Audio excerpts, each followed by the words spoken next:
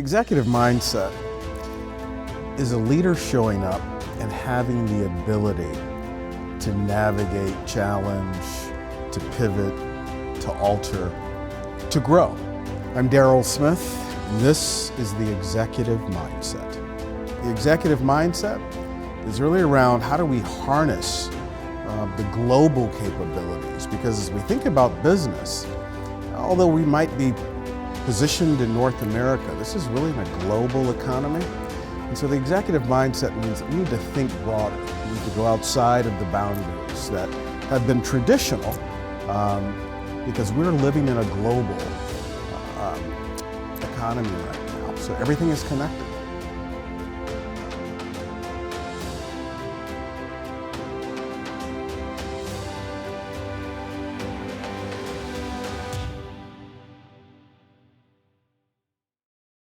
The executive mindset is a leader showing up and having the ability to navigate challenge, to pivot, to alter, to grow. The executive mindset of the 21st century is really around how do we, as leaders, show up and create and foster an environment that allows growth, that allows potential to thrive, that allows talent from all to be fully engaged. But more importantly, the executive mindset is really around how do we harness the global capabilities, because as we think about business, although we might be positioned in North America, this is really a global economy. And so the executive mindset means that we need to think broader.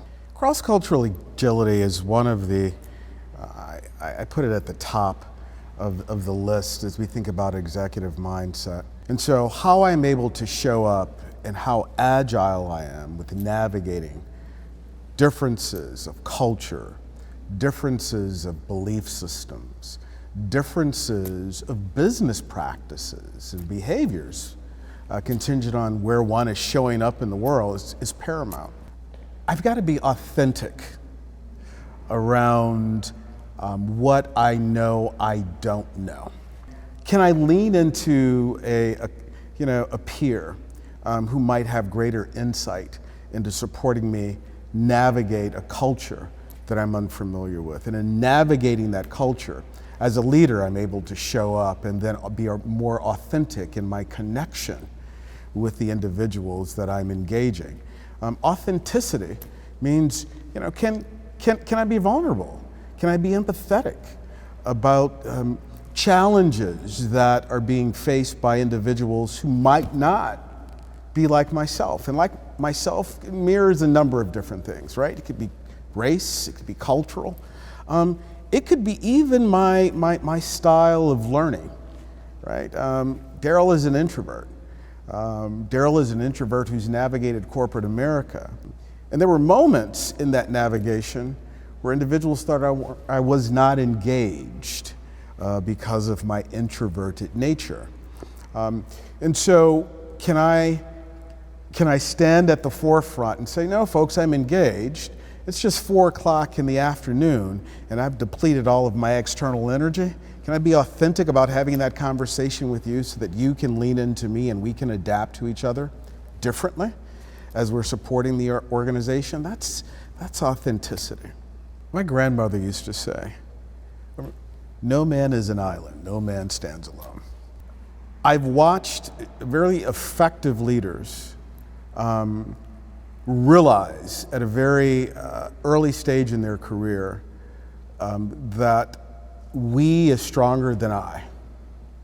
And so how collaborative am I? Am I tapping and surrounding myself with talent that will support me and that I can support with executing on whatever the mission is? Are you tapping into individuals who can support you think through, process, recognize those things that you don't know that you don't know? Because those are the folks who are going to speak for you when you're not in the room. Those are the folks who are going to whisper in your ear, right?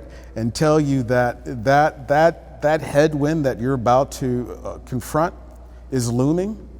Those are the individuals, maybe outside of the corporate confines, that are going to then pull your ear and introduce you to individuals that will support you broaden and expand your capabilities, your horizon, tap into that superpower that you had never had before. Collaboration and networking are going to be essential, because if you think as a leader you can show up and do it all on your own, you're going to have a challenge.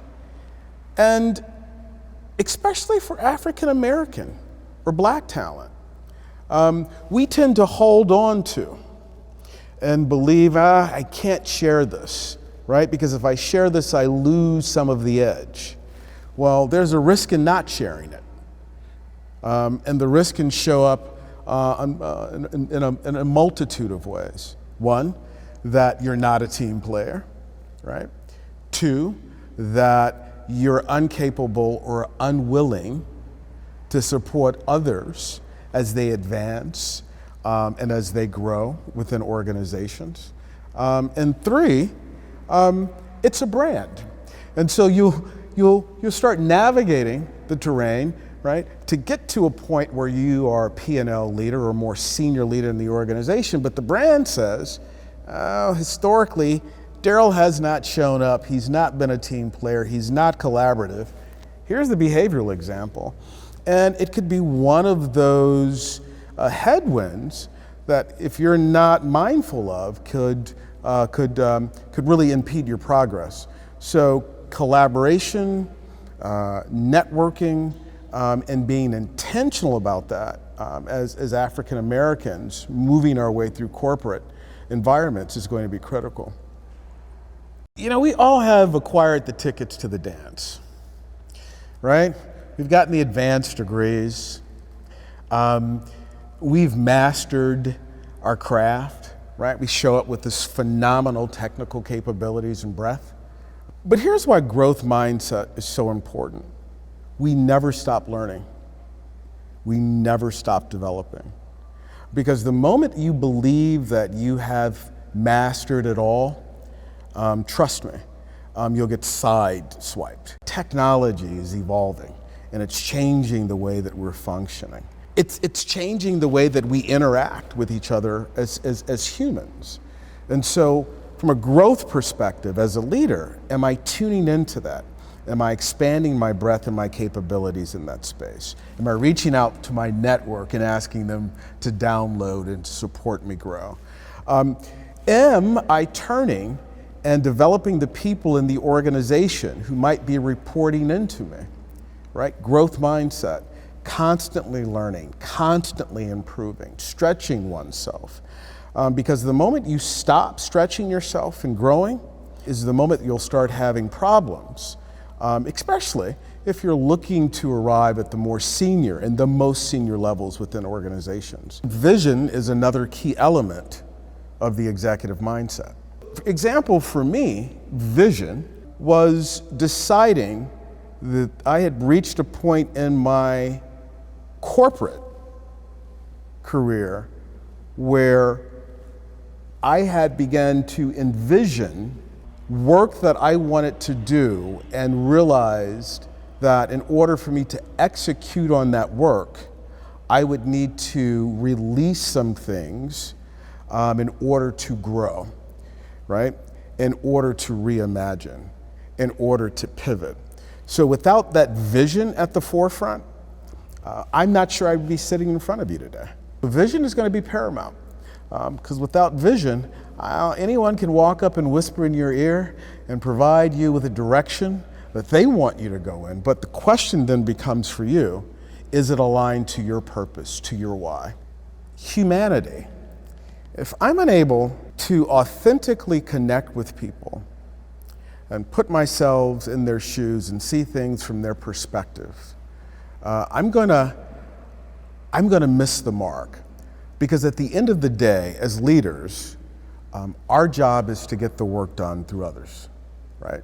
And to be strategic around how do we execute on getting the job done through others. So if I can't connect to the broader humanity and to people and understand what's driving them, what's motivating them, what their their values and their challenges are, right?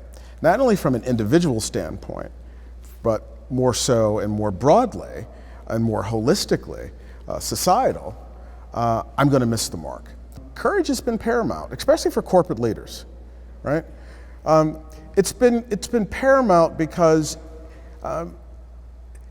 given all that's transpired and I'm just North American centric right now in our society, those leaders without courage have missed the mark. And not only have they missed the mark, they've articulated unintentionally to their organizations that they've missed the mark. Right now, it's imperative for leaders to show up and be morally aligned. I might not live in your shoes, I might not have a similar experience, but can I recognize that your experience is yours?